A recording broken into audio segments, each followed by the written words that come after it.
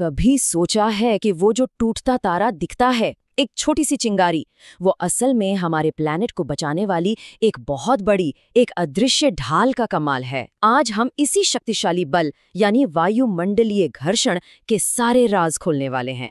हम सबने रात के आसमान में कभी न कभी टूटता तारा देखा है और शायद कोई विश भी मांगी हो, लेकिन क्या कभी ये सोचा है कि ये असल में है क्या?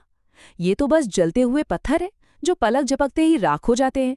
तो सवाल ये है कि आखिर ऐसा होता क्यों है? चलिए तो फिर पर्दा उठाते हैं इस शानदार नज़ारे के पीछे की साइंस से।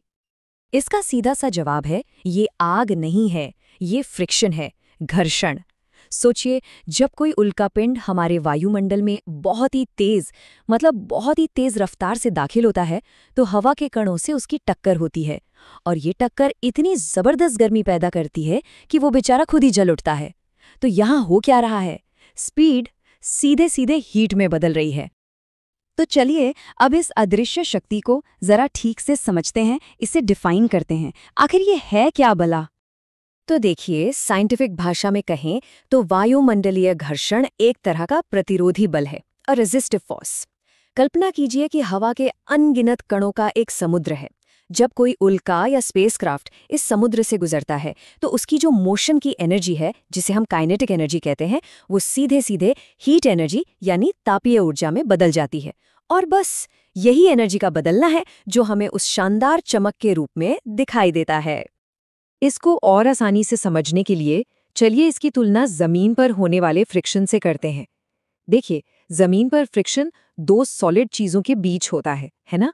लेकिन वायुमंडलीय घर्षण एक सॉलिड चीज और हवा जैसी गैस के बीच होता है। पर सबसे बड़ा फर्क जानते हैं क्या है? जब वायुमंडलीय घर्षण बहुत तेज रफ्तार पर होता है तो वो इतनी ज्यादा गर्मी पैदा कर सकता है जिसकी हम कल्पना भी नहीं कर सकते। तो सवाल ये उठता है कि वो कौन से फैक्टर्स हैं जो इस गर्मी को इतना ज्यादा बढ़ा देते हैं। इसमें मुख्य रूप से 4 चीजें काम करती हैं। सबसे पहले तो है वेलोसिटी यानी रफ्तार। कोई चीज जितनी ज्यादा तेजी से चलेगी, फ्रिक्शन उतना ही ज्यादा होगा।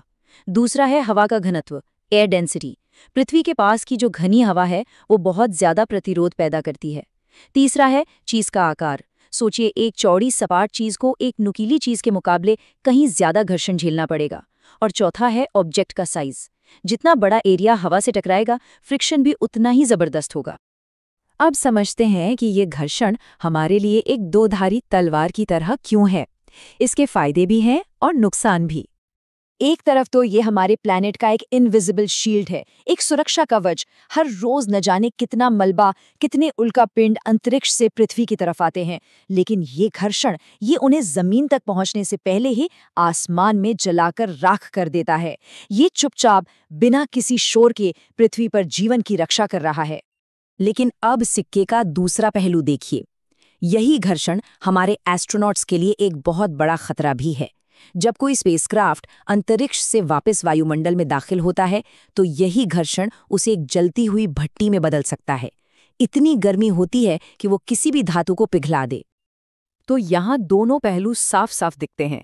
एक तरफ ये हमें अंतरिक्ष से आने वाले खतरों से बचाता है, और दूसरी तरफ इसी की वजह से हमें स्पेसक्राफ्ट्स के लिए भारी भरकम, महंगी और बहुत कॉम्प्लेक्स हीट शील्ड टेक्नोलॉजी बनानी पड़ती है। इतना ही नहीं, जो सैटेलाइट्स पृथ्वी के नजदीक चक्कर लगा रही हैं, ये फ्रिक्शन धीरे धीरे उनकी उम्र भी कम करता रहता है।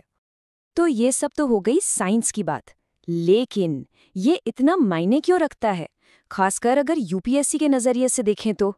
चलिए इसका कनेक्शन समझते हैं। यूपीएससी के लिहाज से ये टॉपिक कई जगहों पर बहुत जरूरी हो जाता है। सबसे पहले तो मीटियोरोलॉजी यानी मौसम विज्ञान में, जहां मौसम की भविष्यवाणी इससे प्रभावित होती है। फिर आता है एरोस्पेस टेक्नोलॉजी। कोई भी स्पेसक्राफ्ट, मिसाइल या सुपरसोनिक प्लेन इसके सिद्धांतों को समझे बिना बन ही नहीं सकता। नेशनल सिक्योरिटी के लिए भी ये जानना जरूरी है कि री एंट्री व्हीकल्स और हमारे जासूसी सैटेलाइट्स पर इसका क्या असर होता है। और हाँ, जब हम मंगल जैसे दूसरे ग्रहों पर मिशन भेजते हैं तो वहाँ के वायुमंडल को समझे बिना तो कामयाबी मिल ही नहीं सकती। और आखिर में एक सवाल जो सोचने पर मजबूर करता है। जैसे जैसे इंसान सितारों की ओर अपने कदम बढ़ा रहा है, क्या ये वायुमंडलीय घर्षण हमेशा एक रुकावट ही बना रहेगा जिसे हमें पार करना है, या क्या भविष्य में हम इसे किसी तरह अपने फायदे के लिए एक संपत्ति के तौर पर इस्तेमाल करना सीख लेंगे?